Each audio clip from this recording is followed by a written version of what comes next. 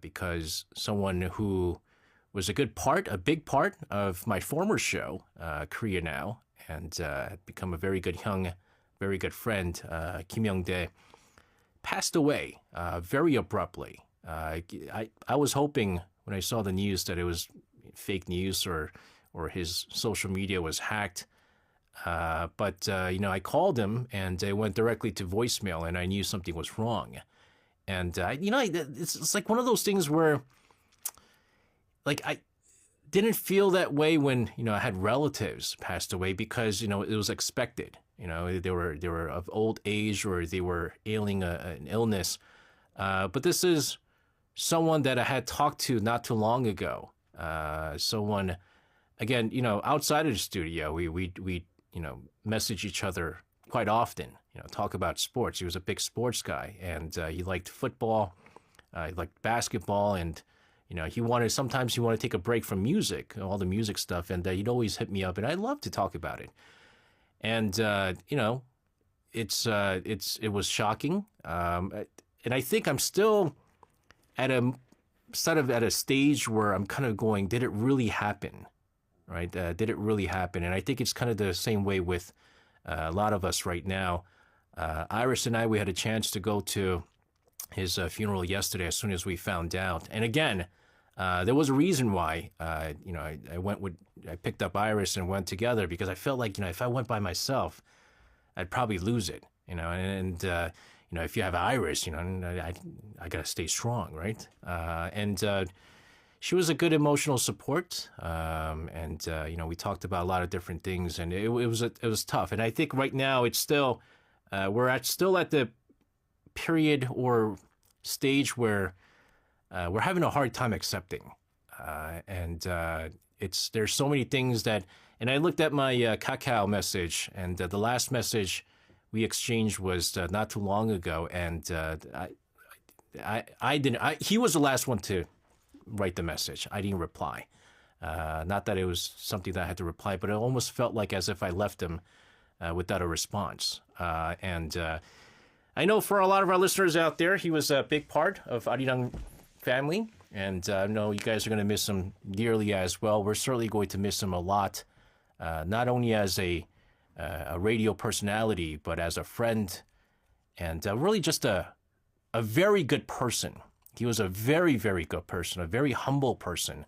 And there was a lot that I was able to learn from him as a person, not necessarily as a broadcaster, but as a person. I think that's the most important thing. And so our hearts go to his family, his two daughters, his wife, and of course, many of his fans. And we really are going to miss him a great deal. Starting off our second hour of the program, we're going to dedicate this song in remembrance of Young-dae. This is Ladies Code with I'm Fine, Thank You.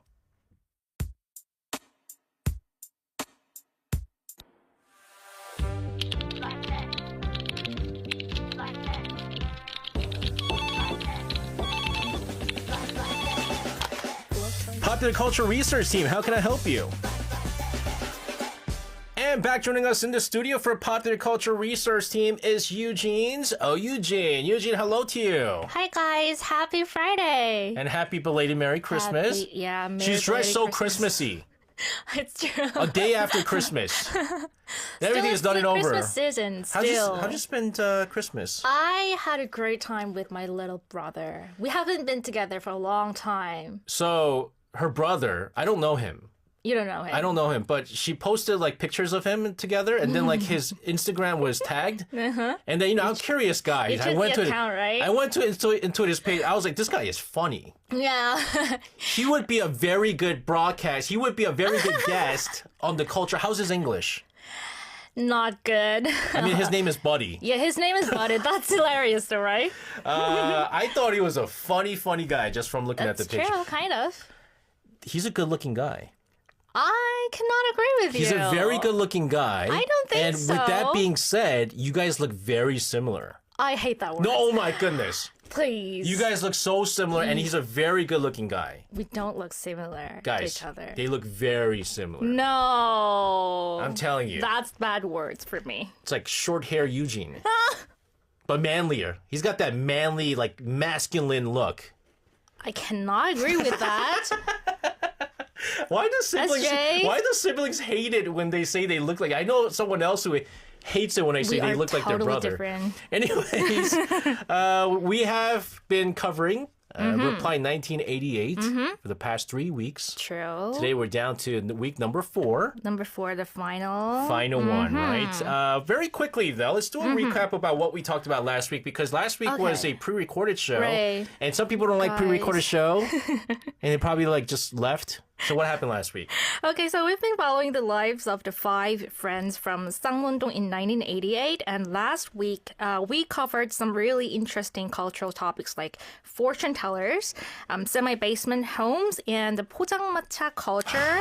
And today we're wrapping things up by covering the final episodes, like 16 through 20. Man, you know what? I actually do feel like really going to a 포장마차. Really do. So where do we start today? Okay, first let's talk about stock market. Yo, guys, this is hilarious. Yes.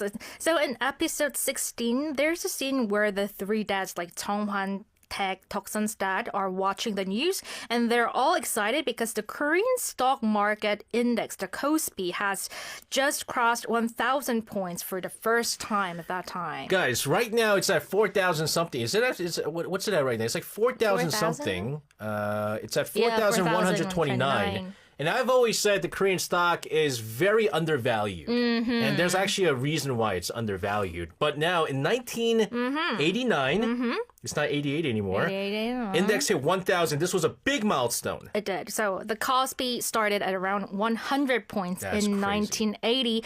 And in November 1989, it finally broke the 1,000 point mark. And that moment was huge, like a national event. It was all over the news, like newspapers and radio, and people saw it as the symbol that Korea is finally becoming a real developed country.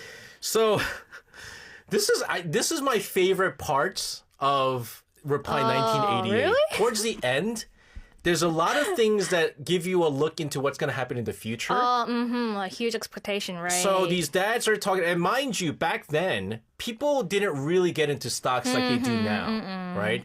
But did the dads in the drama actually buy any stocks? Like, what was their reaction when they saw the 1,000 mark? Okay, so their reactions were very realistic. First, Chonghwan's dad says a friend recommended 3 stocks: Samsung Electronics, Hanmi Pharmaceutical, and Taepyeongyang Chemical, which later became Amora Pacific. And meanwhile, Toksun's dad, who works at a bank, is much more cautious because he says the market's really already too high and insists it's safer to just save money at the bank. And this is fun fact. So Samsung Electronics stock was trading around 20,000 to 30,000 won back then. And before a stock split in 2017, its price eventually peaked at nearly 2.9 million won per share. It's huge. It's gone up even more today. Today actually skyrocketed today. So Samsung Electronics, Hanmi Pharmaceutical, and Taepyeongyang Chemical, which again, Moro Pacific. These are 3, not the biggest, because SK Hynix is up there. But Samsung Electronics the most expensive. When it comes to pharmaceuticals, Hanmi Pharmaceuticals number 1. And then Amora Pacific, which does the makeup, is the largest makeup company. True. So you would be super rich if you bought those stocks at that time. Toksun's dad's funny because he's the one that keeps getting the future wrong, right? He goes, he'd even just say, you guys have to be cautious. He goes, you guys are idiots.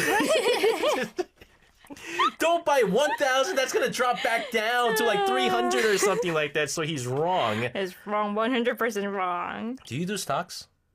A little bit. You do? Really? A little bit. Doing good? Plus? Yeah. Oh. Kind of. Okay. Kind of. Okay. My kids have a stock portfolio that I set up. Your kids are like much richer than you. My son is richer than I am. And it's what I chose. But when I do stocks, I lose money. Back then, again, investing in stocks, not as common as we see now, right? Not at all. So, like Duxton's dad said, cash was king. So, most people believed that savings accounts were the absolute best way to grow wealth, and for good reason, because the interest rates were insane, and regular banks offered about 10% interest per year. Guys, and secondary, 10 is insane. And even secondary financial institutions were offering 15% or more. So can you imagine like getting a guaranteed 15% return on savings account today? It sounds like a scam now, but that was reality back then. Guys, people say when you invest in stocks, and if you do, let's say, like S&P 500, and you get like a yearly return of maybe like about 5-8%, they consider that a very good investment. But 10% guaranteed? And 15% even more? That's very good. That's incredible. That's very, very good. So that's why Tukson's dad, who works at a bank, would think it would be stupid to invest that money into stocks. Or risky. It's very risky, but he was actually very wrong. He's actually Very wrong. wrong. He ends up being very wrong on many things. But it really sounds like Korea was kind of in a period where the rapid growth started popping up, right? Exactly. So after the 1988 Seoul Olympics, there was this huge sense of confidence about the future. Yeah. Like exports were booming, manufacturing was growing fast, and the middle class was expanding. So families took pride in saving money, and people even opened multiple bank accounts for each family member. So that scene about the Kospi hitting 1,000 shows what everyday middle class life felt like in Korea at the end of 1980s. But you're also at the same time, you might be wondering if it was 1,000 back then, and why is it only 4,000 now? Why is it so undervalued? Undervalued, that's true. The reason for that is the vast majority of investors into the Kospi are foreign investors. And the one thing that they're constantly worried about is because where the Korean War ended in a armistice. So because the two countries are still technically at war, a war would completely it would collapse the stock market. Right. And so they're always cautious about that. That's why it doesn't move more than it should. Right, that's why it has been undervalued. You know, I know someone whose grandmother bought Samsung Electronics in 88, 89, or somewhere around this time. Okay. And generations are rich. Really? Yes. Oh, I cannot imagine that. Yes. Wow. What were my parents doing? How about my parents? Actually, my parents, I mean, we're poor, so it didn't really matter. So, again, we're going to look into more of, I guess, all these... Now, because it's the tail end. All right. And so this is where they put in a lot of, like, the futures, right? And so, like, we'll get into all that stuff. Anyways, more hidden cultural elements within. But first, this is Roy Kim with We Go High. We're back in the studio with Eugene's for Popular Culture Research Team. Yes. We had some messages coming in from our listeners out there. John Hayes over in DC says, also back in those days, you had to pay for every stock transaction, so they would have to come up with the cash for both the fees and the stocks. Well, you still have to pay for the transaction now, but back then you wouldn't do it digitally as we do it now. All right. Right? You either had like a broker you have to call, or you have to go to like the bank. You could do it at the bank back in the days. It was like complicated. Much more complicated. Yeah. Okay, John. Someone's upset that his parents didn't invest neither. What's next in our list today? Okay, so let's talk about something softer. So I want to talk about teenage romance and sentiment in the 80s and 90s. And there's a scene where Jeonghwan's older brother, Jeongbong, folds paper cranes to give to Deoksun's friend Miyo. So back then in Korea, paper cranes were the symbol of a love confession. So it was a huge trend among teenagers. So you fold exactly 1,000 paper cranes, put them in a nice glass jar, and give them to your crush. That was considered the most sincere, heartfelt confession you could possibly make. Guys, you guys know how a paper crane looks like. The tiny one, right? Yeah. And it requires a lot of folding to make one. True. Do you know how to make it? I don't know how to make it. I have absolutely no idea how to make it. But the insane thing is that it's 1,000. It should be 1,000, exactly. Exactly 1,000. So it's hard enough that you have to fold 1,000. You have to count it. You have to count. You have to make sure you don't lose count. 1, 2. Right, and they usually put it in like a big bottle or a jar or something like that. But It should be jar. I'm old enough that I remember. You don't remember this? A little bit, because when I was young, I saw my uncle folding 1,000 paper cranes to his girlfriend. I saw him. He's egging them. Egging them? Oh, true. He's like egging them. He's egging them. But why crane specifically though? Like why something? Why not something more like a ship? I know how to make a paper ship. Paper ship. Or a paper airplane. Why crane? So there are a few reasons. And so in East Asian culture, cranes have always symbolized longevity, patience, and sincerity. So giving them meant, I want to be with you for a long time. And also there was a belief that if you folded 1,000 cranes, the folder's wish would come true. And it was such a craze that stationery stores actually sold special colorful paper just for folding these tiny cranes. Well, our producer just gave me color papers today. Really? Yeah. To fold it, or? I think he was confessing love to me without making the cranes. He's like, go make it on your. This is my feelings for you. Make it on your own. Just paper. Make it on your own. No. He said give it to your kids, and my kids play with that stuff too. Oh, okay. But again, 10 is hard. Okay, I kid you not. If you don't know how to make this, 10 is hard. 100's harder. And 1,000. 1,000. Even harder. It's intense. It must have taken forever. Exactly, and that was the whole point. So paper cranes were not about money. They were about time and effort. So folding one crane doesn't take long, but folding 1,000, that takes like weeks or sometimes months. So the message was basically, I spent all this time thinking about you. And of course, people joke that if you broke up later, those jars become very awkward to deal with. But honestly, it was a time when waiting and effort were part of love itself. So, looking back, it feels incredibly pure and sincere. I have a very funny story. Do you? Yeah. What's that? I have a very funny personal story. Personal story. Yes. Your personal story. Yes. So, before I went to college, my first girlfriend, she was my first girlfriend in high school. So, my senior year in high school, I had my first girlfriend. And I was going off to college soon. And before I went to college, I broke up with her. Okay. Because, I mean, like the relationship wasn't really going anywhere. Like, even though it was very young like we didn't go out for that long, but it was like, I was like, this is not going anywhere. Okay. And I'm going to college. You know, I got to meet my Kim Tae. Love story in Harvard. Ride a bicycle. Oh, so realistic. Because I was watching Love Story. No, not because but, so I broke up with her. Okay. And then months later, because we went to the same church. I used to go to church together. And, but, you know, later on, we kind of, you know, like we didn't hate each other. Like it wasn't bad. So we still kind of talked to each other. Okay. And then she goes, Oppa, I was making 1,000 paper cranes for you so that you could take it to university. Oh. You broke up with me at 915, right?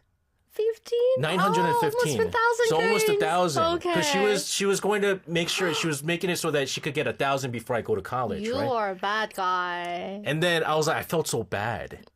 And then her cousins, who was listening nearby, calls me over later on and goes, Oppa, right?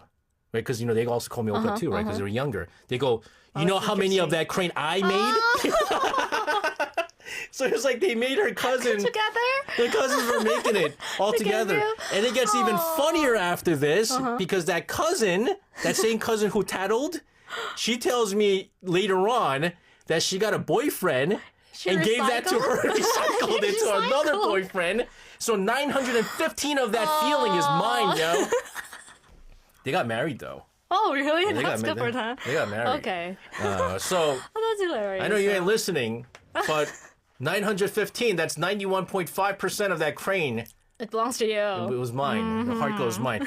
But this is throwback. Yeah. This is a long time ago. But how do teenagers confess these days? Oh, okay. So today it's completely different. It's not about patience anymore. It's about speed and timing. So, I mean, if you spend a month folding cranes today, your crush might already be dating someone else by the time you finish. So these days, people are way more direct. They just say, I like you.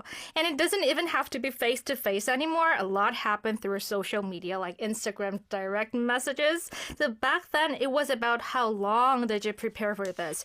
Now it's more like how honestly and quickly can you express it. And neither is better or worse. It's just how love changes with time. And that's exactly why those paper crane scenes feel so special now. And they show like how careful, slow, and heartfelt teenage love used to be. Yeah, and also like if you were in a relationship for that long to the point where you're able to make 1,000, that's a long time, right? That's a long time. True. What is the most romantic? Because it doesn't have to be expensive. Oh. What is the most romantic gift you ever received? For me? Yes. I would go like a glove. Glove. Because it was too cold and my can I say that my ex-boyfriend Yes. said I cannot be with you 24 hours, so it's so cold outside, so I'll give you my gloves to you. That was cute. The guy Enjoyable. The guy learned from the SJ book of dating. He knows how to be smooth. Because I would have said the same thing too. You really? I've used that. Sometimes How when can you it happen? sometimes when you don't have money to buy something really nice and you buy something cheap, but you have to be more romantic about it, that covers it. Maybe that was like recycled gift as well. I don't think it was recycled. Oh my goodness. I'm pretty sure it's not recycled. I mean, he's your ex, so whatever. Okay, but whatever. It probably wasn't. But really, a nostalgic culture. Besides romance, though, what other youth culture stands out from that time? Like watching the drama, like. I feel like they studied hard, but also they knew how to have fun. Right. So people tend to think teens back then did nothing but study, but actually they had their own fun culture too. And there's a storyline where Dongryong joins a dance battle or competition. So these were not big TV stages. They happen in gyms, open spaces, or school halls. And honestly, you can say those early dance battles were the roots of today's K-pop performance culture. And what's really cool is that real life figures appear in those scenes like Hyun Jin-young, one of Korea's first major dance pop stars, and SM Entertainment's first singer at the same time, and JYP too, who later founded JYP Entertainment. Yeah, so like they're kind of going like Dongryong. Like you're not going to be able to compete. I heard there's this one guy who apparently like lived in America and he brought in this dance as Hyun Jin-young, right? Hyun Jin-young, right. And then like this other guy who like talked about JYP. I forget what they said about JYP, but it's them. And so they actually did perform in these underground stages and clubs and things like that. Yeah. And street dance battles were big in the US as well. But how big was it in Korea though? So from the early 90s, dancing teens were everywhere. So spontaneous dance battles would break out in crowded places. So if there were people around, someone was dancing. So b-boying was massive, like breakdancing, locking, popping. And I think it was heavily influenced by American hip-hop culture and, of course, Michael Jackson. So he had a massive impact on Korean teenagers back then. So for many young people, dancing was a way to express themselves, to release stress, and to feel free. Guys, Michael Jackson was huge in Korea. True. He was huge in Korea, ladies and gentlemen. We're going to continue to talk about all the hidden cultural elements within the last episode of our Reply 1988 series, but this is one of those best answers, right? JYP Park Jin-young with Honey. Honey? Park Jin-young, JYP. Well, Honey, back when he used to wear like nets, very very tight leather pants. He still kind of wears that. Dongryong is a very interesting character. He's very funny. Right? He doesn't necessarily. He's not the smartest. But the funniest. But he's the funniest and he's very talented, right? And so the one scene that really caught my attention. This was a very fun one. There's probably one of the longest running television show. 전국 노래자랑. True.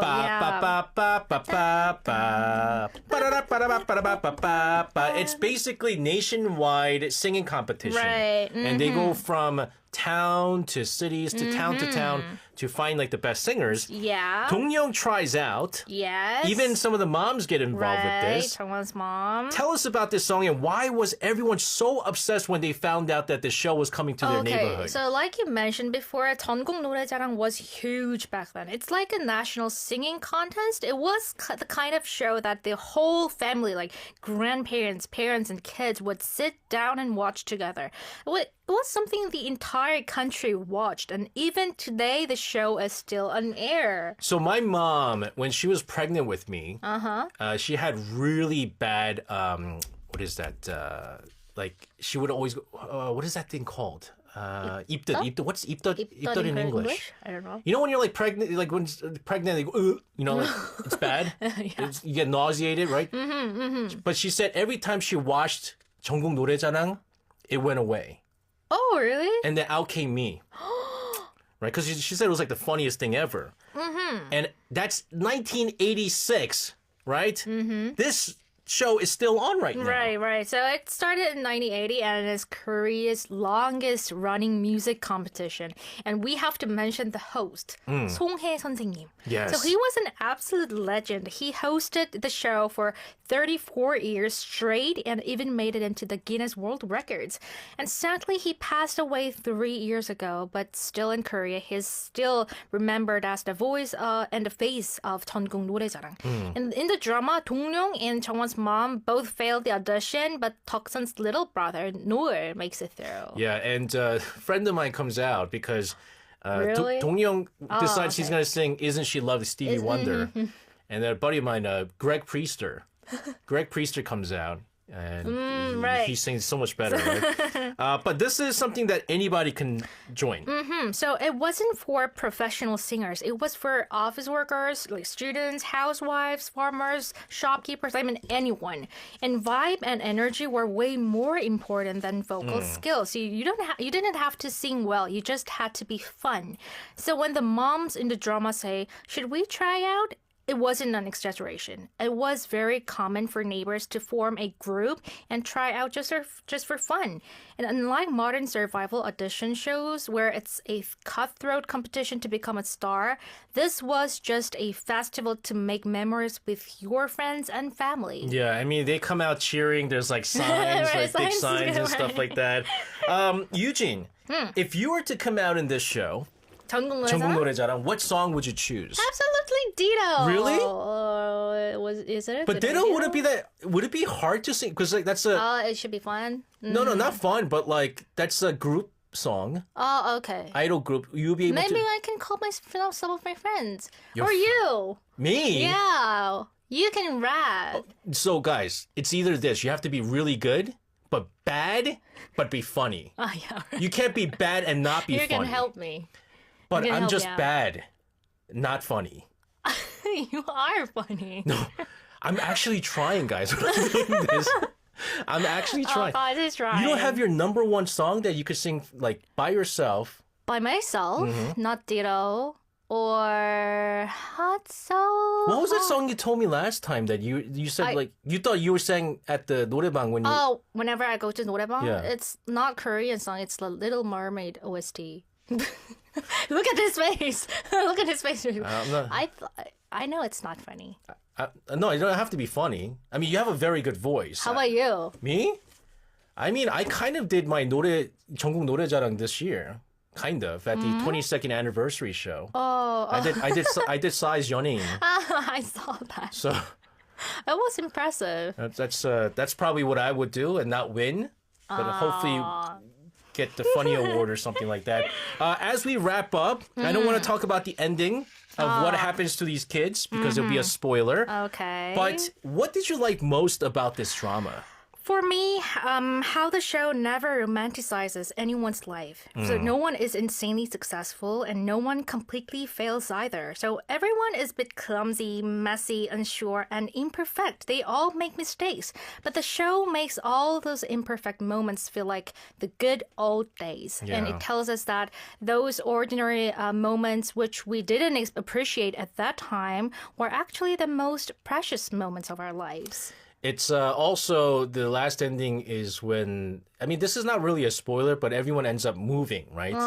They talk about all moving out of the neighborhood. But what is it? Deoksun's dad says something that's hilarious. He goes, "Now that I'm retired, I'm going to go, live somewhere very quiet, just maybe farm or something. And then they go, where are you going? Pangyo. Guys, Pangyo is the Silicon Valley of Korea. Right and now. if he bought land or a house there, he'd be super rich now. So that's eventually his Wrong decision. wrong decision makes him very rich. And so I recommend you guys watch this. I know some of you guys are watching this. Eugene, thank you so much. You did a fantastic job covering a month long of Reply 1988. We're going to go a little bit more modern next week, right? Oh, yeah, right. That's right. Eugene, thank you so much. Have a fantastic weekend. We'll see you again next week. Thank you. See you next year. All right. And sending her out of the studio, this is Kihan singing As Time Goes By, 세월이 가면.